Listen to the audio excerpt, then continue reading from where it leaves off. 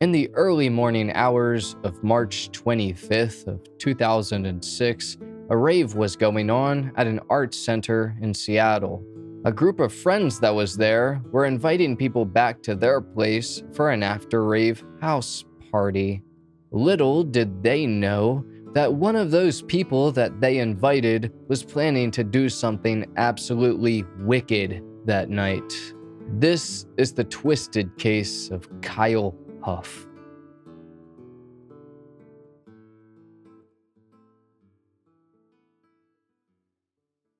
Hello, friend, and welcome to High Time Crime.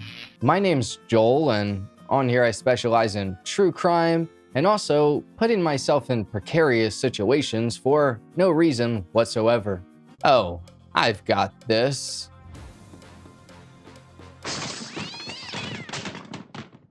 But anyway, today we're going over the case of Kyle Huff and what he did on that fateful March day.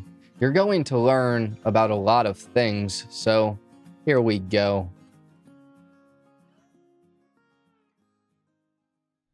For our story, we're heading to Seattle, Washington. With a population of about 733,000 people as of 2021, it's got a vast history. In the early 2000s, rave culture was booming in Seattle, and many people participated. A rave, according to Wikipedia, is a dance party at a warehouse, club, or other public or private venue, and they usually have DJs playing electronic dance music. Sometimes, not all the time, there tends to be a lot of wild things going on at these events, including people doing. And there was a man who recently started attending raves who had moved to Seattle in the early 2000s named Kyle Aaron Huff. Born on September 22nd of 1977 to Mary Kay Huff and Willis Hoff. The family lived in a small town known as Whitefish, located in Montana, and it only had a population of around 8,000 people. Kyle also had a twin brother named Kane, and they're identical. Their father, Willis, was a Vietnam veteran who most likely had PTSD, but after he came home from the war, he began working as a maintenance mechanic. Mary Kay, their mother, owned her own business, The Artistic Touch, and she also had a few properties. When Kyle and Kane were young, they enjoyed Little League baseball and playing in the woods. Kyle used to read a lot of novels about adventures, and one of his favorites was The Hobbit. Kyle played the drums and loved Metallica, Nirvana, and a bunch of other bands. By the time the boys got to high school, their parents got divorced in January of 1992. The parents agreed to a joint custody, where each of them would keep the boys at their house for 6 months out of the year. Originally, Kyle and Kane's last names were Hoff, like their father's, but when their parents divorced, their mother changed it to Huff. Their father, Willis, would eventually move states, and shortly after that, he moved countries. He went to Thailand. While the twins were in high school, they really faded away from liking sports, but the coaches sure wanted them. At this point, they were 6'5" and about 270 pounds, but they turned down every attempt to get them into football and basketball. They also started dressing in black leather coats, combat boots, and both had long hair, so they stood out a little bit. They were nicknamed the Wooks because they kind of resembled the creature Chewbacca from Star Wars. Kyle, specifically, really started to develop an interest in film and drama, and he was friendly with everyone. He would go out of his way to be friends with people who didn't really have friends themselves. Kyle also didn't really like to be touched, and he wasn't very affectionate. In one of the only pictures we have of Kyle online, it's of him, his twin brother Kane, and a classmate who were the least spirited people in the school. The twins, though, were inseparable from the time that they were born, and were always together. In 1996, they would graduate from high school, both ranking close to the bottom of their class of about 170 people, and they began living in an apartment above the art shop that their mother owned. Kyle started to go to a local community college where he studied art and philosophy, but he dropped out in a very short period of time, and then he started working at pizza places. By then, him and his brother would just hang out with people and drink and smoke or just kind of party. The two also occasionally went to target practice, and sometimes they'd go hunting. Kyle wasn't the biggest fan of hunting, but he was very fascinated with guns. In July of 2000, 15 Moose on the Loose sculptures were set up around the town of Whitefish to raise money for nonprofit groups. Specifically, a guy named John Rawlings, who was a teacher in the area, put his decorated moose Daphne up as one of the 15. He said that all of the artists in town were riding a wave of euphoria when the sculptures first went up. Kyle and his friends felt much different towards the art and felt that they were horrid things that needed to be vandalized. Well, one night, Kyle was intoxicated and was with a few people when he decided to shoot a moose statue, and it just so happened to be Daphne. While most residents thought it was just kind of a harmless prank, the police did not.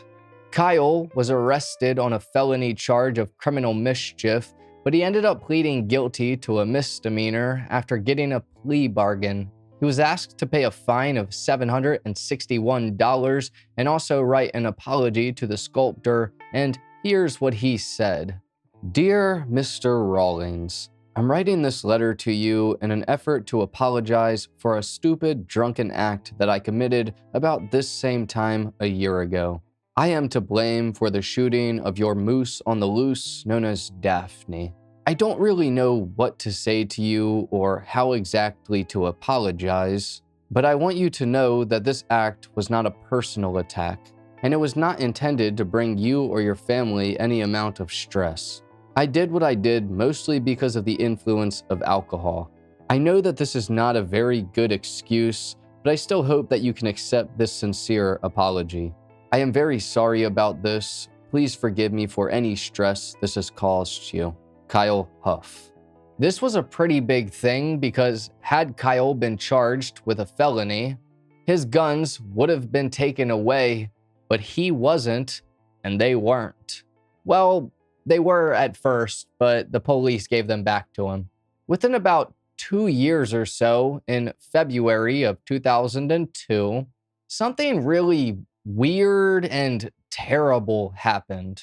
Kyle and Kane were childhood friends with a guy named Jared Hope. Jared, at the time, was a student at the University of Montana in Missoula. Well, one night, the twins and Jared were out drinking and shooting some pool.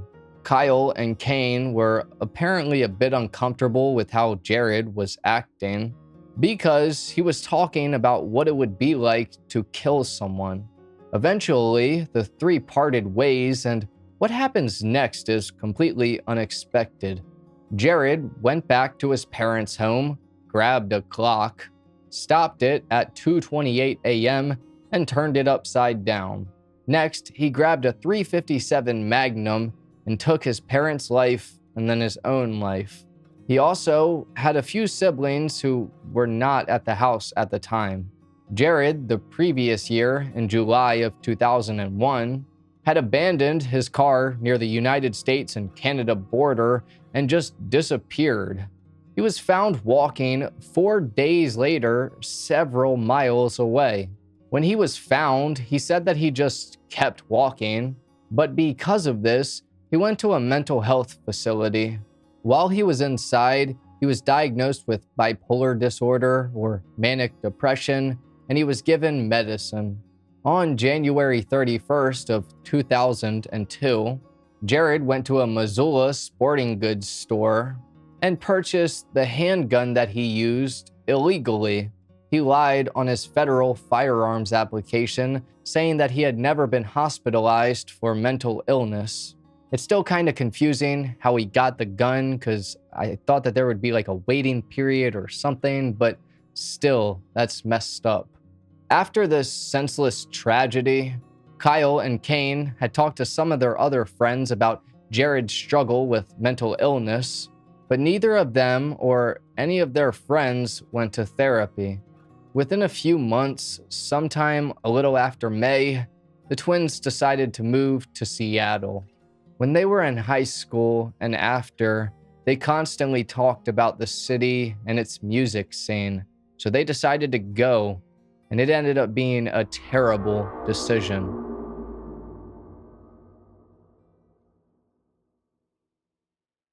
So after the twins graduated from high school, Kane didn't really have a problem with dating, but Kyle did. Kane had many girlfriends. Meanwhile, Kyle had problems talking to women. While in Seattle, Kane attended community college, and eventually he'd receive an associate's degree. Kyle didn't go to college and began working at a bunch of pizza places. He first started at Domino's and showed up for 2 days, and then he missed 2 days and got fired.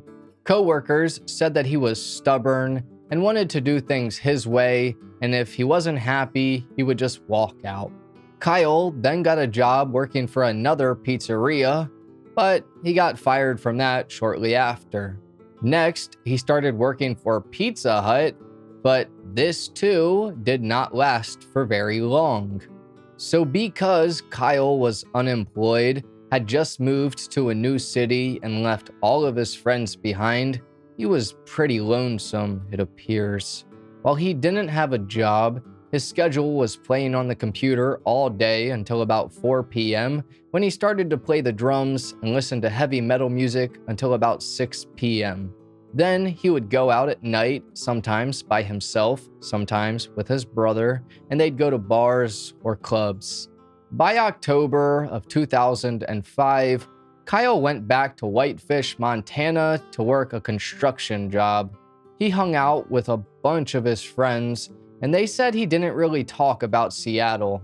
Kyle had told his friends that he was doing pretty well with women and had a great job, but that was all a lie. In reality, it was the opposite, but his friends had gotten the impression that he wanted to return home to Whitefish. A few months would go by, and in January of 2006, Kyle returned to Seattle. He was unemployed and dependent on his brother and mother for financial support. One night, when he was out drinking, he met a woman outside of a bar, and he begged her to hang out with him and be his friend. Afraid, she gave him her number, and he started calling her a bunch, and even left flowers on her doorstep. This woman didn't answer any of the calls, and she did not care about the flowers. By late January, Kyle had started to want to go to raves because he saw online that they were for everybody and welcomed everyone. On February 1st of 2006, he posted on a rave-related website and said, "Hey, I've never been to a rave in Seattle and was wondering if anyone could tell me when one is coming up. It's the 1st of February 2006 right now." Kyle started to be invited and attend raves at this time, but he still felt like he didn't fit in. He was very tall and weighed a lot and wore pretty casual clothing compared to those at raves, so he easily stood out. At some events he went to, it said that he was publicly humiliated sometimes and also ridiculed. This is backed by someone else who attended the parties. This person said that Kyle was laughed at for his age, his shyness, his clothing, his appearance, etc. They felt like he wasn't young enough, funny enough, cool enough, or trendy enough. Kyle didn't do while he was there, appreciate the music, he didn't dance, and he also didn't participate in cuddle sessions and other things. He was considered to be a wallflower type, or someone who spent most of the night in one spot. Kyle, for some reason, really started to look at rave cultures as being evil and dangerous. Within the weeks leading up to that day in March, he was becoming more and more isolated and withdrew himself from the outside world. His anger was growing rampant about every little thing, and he used rave culture as the final nail in his coffin. Kyle saw himself as someone who needed to deal with a problem that didn't exist, one that he made up in his head. His grasp on reality really started to turn. He started to look up on his computer about MDMA and serial murders. Some specific files were all about rave girls, the events, and just weird things. Kyle also had a bunch of files containing things like the Columbine shooting, mind control cover-ups, and also files about people who've committed murder. He was secretly planning something and didn't tell anyone about it, and he was about to act. On Friday, March 25th of 2006, Kyle Huff had been planning for long enough, and for some reason, he chose this day. Weeks prior to this day, in February, he was seen outside a venue called Studio 7 sitting in his truck, watching people arrive to a rave that was happening. He also got out of his truck and started to ask around about upcoming rave events. But on that Friday, he loaded his truck with a 12-gauge pistol grip pump shotgun, a 40 caliber semi-auto handgun, an AR-15, 2 5-gallon cans of gasoline, a baseball bat, a black machete, more than 600 rounds of ammunition, spray paint, and plastic ties typically used by police. He was wearing a green, long-sleeved sweatshirt, blue jeans, black combat boots, a hemp bracelet, a crystal necklace, and he also had bandoliers ready to go. Early in the night, once again, he was outside of Studio 7 just watching people in his truck. Eventually, he was chased off by security, though. Originally, a rave that was zombie-themed titled Better Off Undead was set to happen this night at Studio 7, but for whatever reason, it was moved last minute to the Capitol Hills Art Center. Flyers that were handed out said, "Come to our zombie/undead creature appreciation dance, and please leave your drugs, alcohol, and weapons at home. Please come in undead attire." And you were supposed to dress up like a zombie. Kyle went to this event, and he was seen just kinda watching people, most likely planning what he was going to do. He was seen watching a couple for several minutes where the guy had his head in the girl's lap. Apparently, he was looking at them very menacingly, and he said nothing at all. Now, Kyle could have, and he was definitely planning some kind of attack for this party. He was most likely deterred from doing this, though, because there was a ton of security and a police station was just around the corner. There was also another guy at the rave, and his name was Anthony Moulton. Anthony lived with 5 roommates on 2112 East Republican Street. All of them typically attended parties and coffee houses and were well known around the area. A few of the roommates were nicknamed the Clowns because of how they dressed, and their house was a party spot for pretty much everyone very frequently. Josiah Martin, one of the roommates, was doing the sound for the Better Off Undead rave party. The plan for the rest of the roommates was to invite as many people as possible to their after party at their house. The rave would end sometime around 4 a.m. because of certain legalities, and that's when the house party would start. Apparently, a week before, the roommates held another party at a warehouse, but the police shut it down. They confiscated hundreds of dollars and a bunch of unopened beer. So in order to recoup what they lost, they wanted to have this party and request donations at the door. So a bunch of the guys who lived in the house went around and invited people over.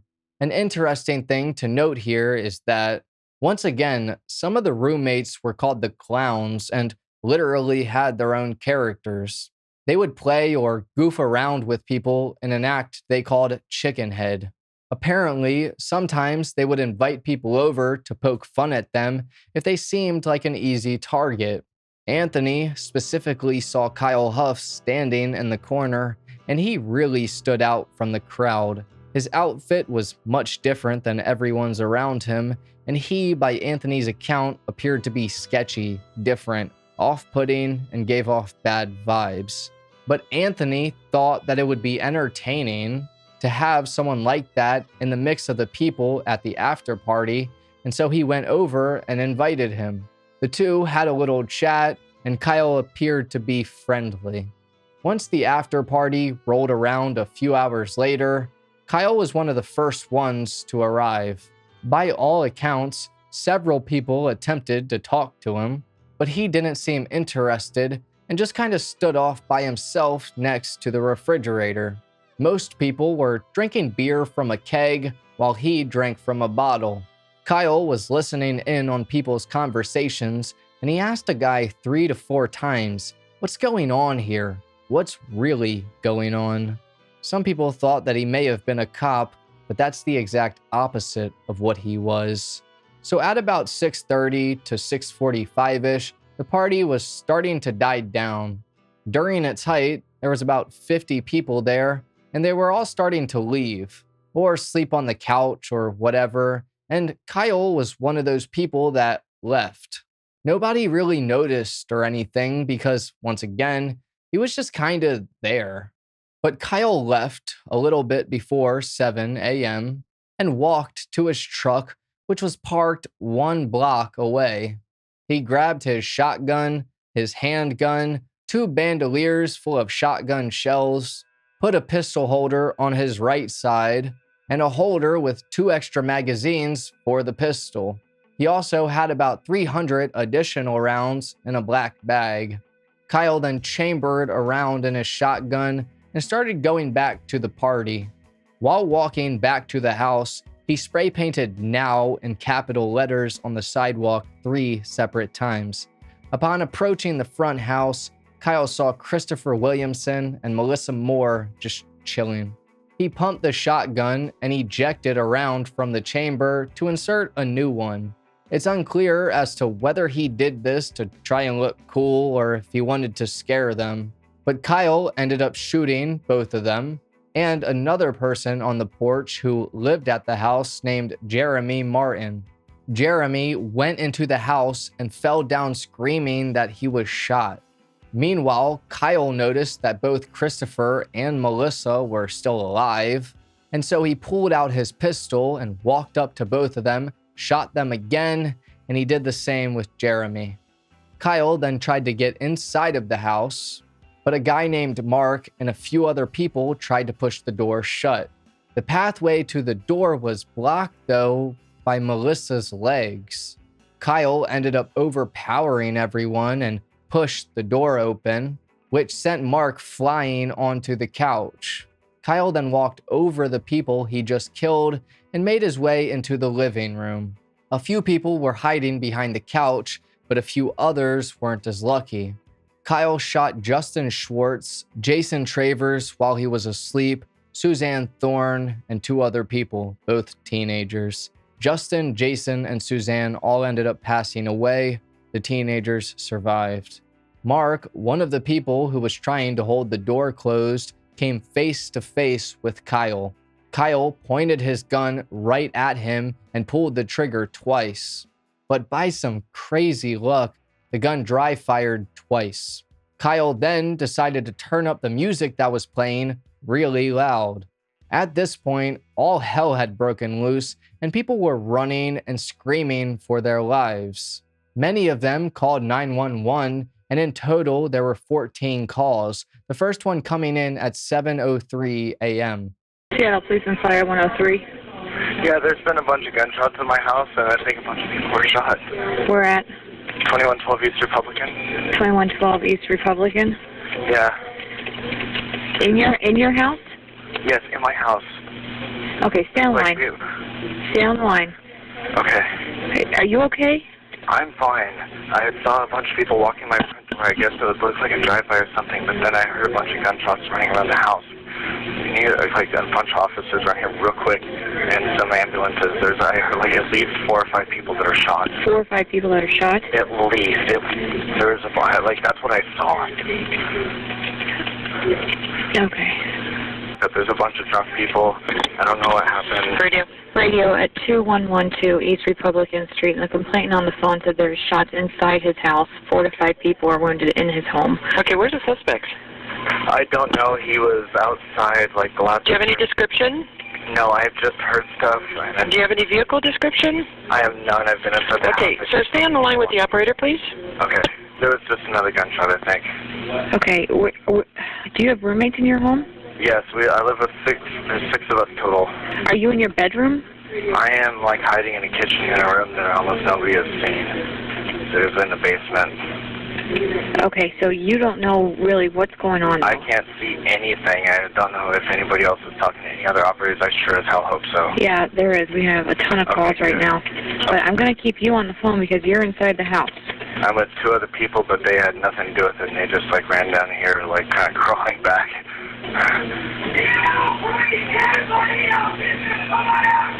Who's yelling? Hold on! Hold on! We're opening up the door! I'm on the phone with the 911 operator, please! We're coming right here! I'm right here! I'm on the phone with the 911 operator right now. There's 2 other people with me. You go past me. This is not the ball! It's 911 operator. You're in the back of head. Everybody, hands on top of your head. Hands on top of your head. Come on. All right, follow the leader. Yeah, Follow the leader. Okay, everybody up the stairs, go. I'll escort them out. You guys walk down here or is that it? Go. But Kyle wasn't quite done with his rampage. He started to walk upstairs and said that he's got enough ammunition for everyone. In the bathroom upstairs, a girl named Alyssa and her boyfriend Gary were talking about their relationship. Alyssa was putting on makeup when Kyle started shooting, and so they hid in the corner of the bathroom. Kyle got to the top of the staircase and then shot through the bathroom door twice. But he didn't do anything else after that. He just left them alone. He then got rid of one of his bandoliers while he was upstairs and then went back downstairs. He started to look into rooms and he saw a guy named Siobhan hiding behind a couch in a bedroom. He also saw a girl named Erin who was sleeping in another bedroom, but once again, he didn't try to kill either of them. And yes, she was sleeping and somehow slept through this entire ordeal. Kyle kept pumping the shotgun and rechambering it for some reason throughout the house. He walked down into the basement where 4 people were hiding, but again, he didn't kill them. People that were there said it's like he lost satisfaction in the middle of what he was doing. Kyle then walked back upstairs and headed towards the front door. Meanwhile, an officer named Steve Leonard, who had been patrolling near the area, heard the gunfire and received a call from dispatch. When Officer Steve arrived on the scene at 7:05 a.m., he saw someone who was wounded stumble out of the house and fall in the driveway. Officer Steve then saw Kyle come out of the front door and he ordered him to drop his weapon. Kyle, with nowhere else to turn or go, and with zero hesitation, took the easy way out, and that was the end of Kyle Aaron Huff. He destroyed many people's lives for zero reason besides his delusional thinking, and all in all killed 6 innocent people and wounded 2. After this happened, the police did a pretty deep dive investigation into Kyle and found out what he was searching on the computer, which, to reiterate, was a lot of things about raves, murders, and conspiracies. The police also went to the apartment he shared with Kane and took a bunch of guns and other things. Kane was questioned, but he was genuinely shocked by this, as was their mother. They didn't reach out any further after news outlets got a hold of the story, though. Randomly, about a month later on April 24th, the Seattle Police Department Bomb Squad, was called by a manager of an apartment complex not too far from where the twins lived. The manager said that there was a suspicious-looking box with wires protruding from it near the dumpster, and so the bomb squad went to check. They didn't find anything like that, but they did find something very unexpected. Now, how this got there is a mystery, but they found a fast food bag, and inside of it were some receipts and a handwritten letter on the back of a flyer that's promoting the apartment complex where the twins lived. It was dated March 23rd of 2006, and it was titled From Kyle to Kane, 2 days before Kyle went on his rampage. Here's what he said. March 23rd, 2006, to Kane from Kyle. I hope that you will find this letter after the fact. Don't let the police or FBI keep you from having it. This is my last wish for you to see this. Don't, moron. That's the last thing I would want to happen. As long as you're alive, so is part of me, you know? I hate leaving you by yourself, but this is something I feel I have to do. My life would always feel incomplete otherwise. I can't let them get away with what they're doing. Kids like me and you are seriously dying over this shit. I hate this world of that they are striving to make. This is a revolution, brother. The most important thing to happen since man began. I will never be able to come with them. I will always see it as hell. The things they say and do, they're us and are just too disturbing to me to just ignore and try to live my life with. I know this is a short letter and might sound stupid, but it would take a book to properly explain this to you.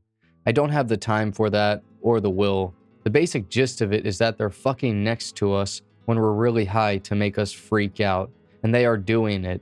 It's just a question of if we're willing to be okay with it, and obviously, I'm not.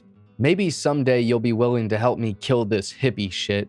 I know that it's going to get worse now, but that's part of the kids now. I know that it's going to get worse now, but that's part of the now kids now. Bye, Kane. I love you. Now, when Kane was asked about this, he thought it was a hoax and that someone may have forged it. This was because Kyle usually wrote in script, not normal handwriting. However, when further analysis was done, it was found that it was Kyle who wrote this note. Kane then agreed that it did look like Kyle's handwriting, but he denied ever seeing it before. As to how exactly it got into the trash a month later, that'll forever be a mystery, but the trash was dumped weekly, so it was fresh. Kyle Huff, after years of being lonesome, depressed, and not finding anywhere to fit in, decided to take his anger out on a group of people who didn't deserve it. He will forever be remembered as a terrible person. Now, yes, it's not right that the people who lived in the house invited him because of his off-putting vibes, and that he was potentially an easy target to pick on. That is screwed up. But even that does not warrant a death sentence. Everyone in Kyle's life said a very similar thing about him, that he was shy and nice, but they never expected anything like this to come from him. Not one person saw any signs that could have hinted that he was going to do something so terrible, such a tragedy. In 2019, a movie titled Wallflower was released, and it's a film by Jagger Gravnin. This movie is based upon what Kyle did and goes through the actions of what he did that night. Melissa Moore was 14 years old. Why she was out at a rave at 7 a.m. is for another story, but she went by the rave name China Doll. She was loving and generous and loved people, making new friends very easily. She was a 9th grader and loved Disney World, R&B, and rap music. Suzanne Thorne, who was 15, was very into punk rock, changing her hairstyle and partying. Her favorite band was The Distillers, and she was inspired to play guitar and write music. She was easygoing, but could be abrupt and outspoken. Chris Deacon 808 Williamson was 21 years old and heavily involved in music, especially DJing. He was also a deacon at his church, and every summer he did missionary work with migrant children. Chris was known in the community as an emerging DJ who played great techno music. His favorite musician was Neil Diamond, and his mother misses him deeply. Justin Grant Union Sushi Schwartz was 22 years old and was a twin brother, a great friend, and son. He was well known and recognized in the rave community for his love of music and dancing. He's remembered as being very charismatic. He loved bowling, golf, and playing the piano. Jeremy Martin was 26 years old and a talented musician, a good wine salesman, and a person known for his creativity and sense of humor. He played the tuba and electric guitar and was in several heavy metal bands. Jeremy liked making his own beer, learning things, film festivals, and documentaries. He's remembered for his charisma and great energy. Jason Travers was 32 years old, and he had been working as a clerk at the same grocery store for 7 years. Jeremy also worked there. Jason was a vegan and someone who loved everyone. He was considered to have the soul of an angel. He loved music and helping with fundraisers for his friends that were artists. All 6 of these innocent souls just so happened to be in the wrong place at the wrong time, and it's very sad to know what happened to them. I hope they're all resting peacefully.